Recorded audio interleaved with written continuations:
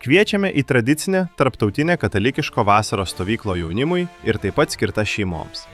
Tai unikali galimybė ne tik pailsėti gamtoje, pasportuoti, bet ir sustiprinti tikėjimą, augti fiziškai bei dvasiškai, o svarbiausia – pabūti tarp bendraminčių katalikų iš Lietuvos ir kitų šalių ir įdomiai bei prasmingai pabendrauti. Ir mes matėm aną paskaitą, kad ne tik tai buvo katalikybė viso Romos imperijos valstybinė religija, bet buvo uždrausta pagonybė, uždrausta religinė prostitucija, uždraustos pagoniškos aukos, žmonių aukojimas, visa, kas yra bloga, pagonybė buvo uždrausta. Galim suprasti, kad ir viduramžiais, paskui žmonės sakydavo viduramžių Šventojo Romos imperijai, mes gyvename Romoje. Iš ten eina ta tradicija ir mes dabar gyvename Romoje. Šventojo Romos imperija, kuri yra užkariauta liberalų su žemė.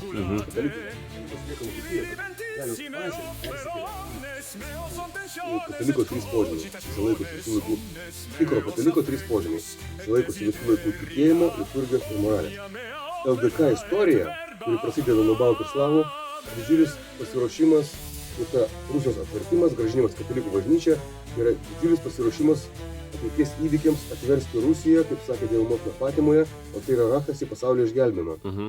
Stovyklos metu tavęs laukia malda, šventuosius rožančius ir tradicinės visų laikų šventos mišios, vadinamos tridentinės, Lietuvos didžiosios kunigaikštystės istorijos studijos ir paskaitos apie katalikiškos valstybės socialinę santvarką, paskaitos ir diskusijos apie Kristaus karaliaus socialinį karališkumą, Šventosios Romos imperiją, Lietuvos didžiosios kunigaikštystės, regiono tautų bendrą likimą ir santykius, Rusios atvertimo misiją, revoliucijos ir kontrrevoliucijos kovą. Skautiška patirtis. Išgyvenimo gamtoje užsiėmimai, palapinių statymas, sportas, bendras maisto gaminimas ant laužo ir budėjimas virtuvėje su patyrusiu virėju. Galimybė susipažinti, bendrauti ir susidraugauti su katalikišku jaunimu iš kitų šalių.